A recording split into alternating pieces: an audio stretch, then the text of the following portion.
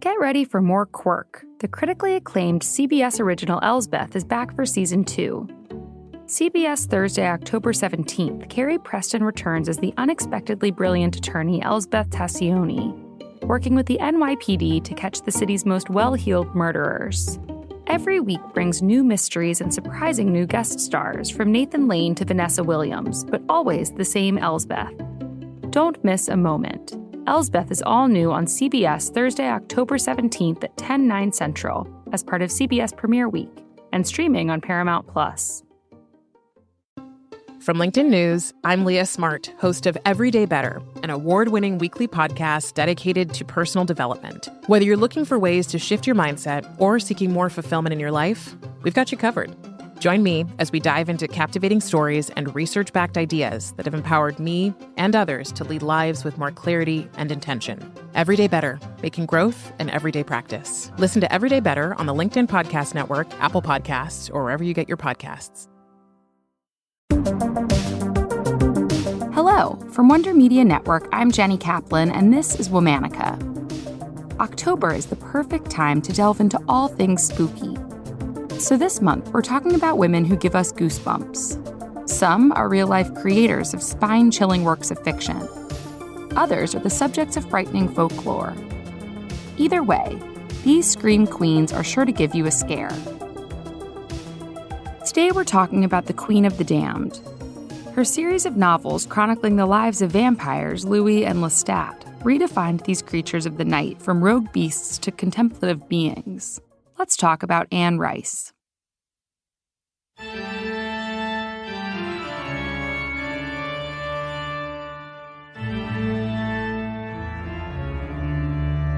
Anne was born on October 4th, 1941. Today would have been her 83rd birthday. She was originally named Howard Allen O'Brien, Howard after her father. But by the time she was in first grade, she had adopted Anne as her name.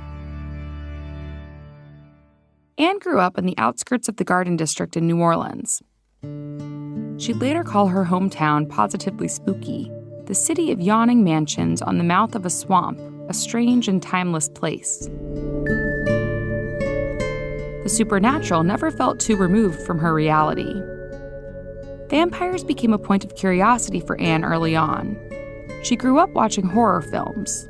It was one in particular, the black and white movie Dracula's Daughter, that sunk its teeth in her. In it, Anne watched a beautiful young vampiress lament her condition and struggle with the morality of bloodsucking. As a child, Anne was writing all the time, about New Orleans, about her Catholic upbringing, and in the 7th grade, about aliens who come to Earth and eventually die by suicide. When she was 15 years old, Anne's mother died. Her father remarried and the family moved to Texas. At her new high school, Anne met fellow student Stan Rice. Anne went to university and moved out to San Francisco, but she and Stan kept in touch. He proposed to her via mail, and they got married in 1961. In 1972, Stan and Anne's 5-year-old daughter died of leukemia. To cope, Anne turned to writing. She let her pen lead her, writing what felt the most intense to her at the moment. "That was my response to seeing something die," she later said. "And something pass out of my hands like that, no matter what I did or anybody else did." In 1976, her writing resulted in the novel Interview with the Vampire. It was the story of a vampire named Louis, an 18th century immortal in New Orleans, looking back on his adventures with another vampire, the outcast, passionate Lestat. It was a story Anne had been mulling over for a while, but now found new inspiration. Anne became Louis, retelling the beauty and horror of New Orleans that had entranced her as a kid. And she added a new character, a young girl named Claudia. She had golden curls, just like Anne's daughter. In the book, Louis and Lestat turn a dying Claudia into a child vampire and raise her as a daughter.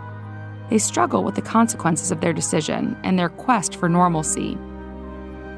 The vampires aren't simple monsters, they're complex creatures trying to understand their former mortality. In earlier drafts of the book, the 3 vampires live happily ever after at the end. But Anne knew it wasn't right. Claudia, the child vampire, couldn't live forever. "I almost died myself and went kind of crazy," she said of her time trying to fabricate a happy ending for the vampires. "When I went back to it, I felt that I surrendered again to it. And then things that were meant to happen would." Reviews for Interview with the Vampire ranged from praising the book's moody atmosphere to labeling it suckling eroticism. But that didn't matter. Louis and Lestat had fans. It became a bestseller, and Anne soon published a dozen more books known as the Vampire Chronicles, expanding its world. The 1994 movie adaptation of Interview with the Vampire didn't hurt its popularity either, though Anne was unconvinced actor Tom Cruise could really embody her Lestat. She called him too mom and apple pie for the character. Anne wrote other books too. She wrote 2 books inspired by biblical stories and a series of erotic novels under a pen name. Across genres, Anne let herself be drawn to what inspired her. Usually taboo subjects and outcasts, struggling with alienation and isolation. Anne always let her life inform her work, no matter how fantastical. Her 1993 book, The Witching Hour, took place in her own house, a 19th century former orphanage in which she invested millions of dollars to renovate. The house attracted many of Anne's fans and also housed her collection of handmade dolls. Anne published more than 40 books in her career. Once, in an interview before her death, Anne told a reporter that the goal of her stories was to affect people on a personal level. And, like her vampires, to have a chance at immortality in their minds. Anne died on December 11, 2021. She was 80 years old. All month, we're talking about Scream Queens. For more information, find us on Facebook and Instagram at Womanica Podcast. Special thanks to Liz Kaplan, my favorite sister and co-creator. As always, we're taking a break for the weekend. Talk to you on Monday.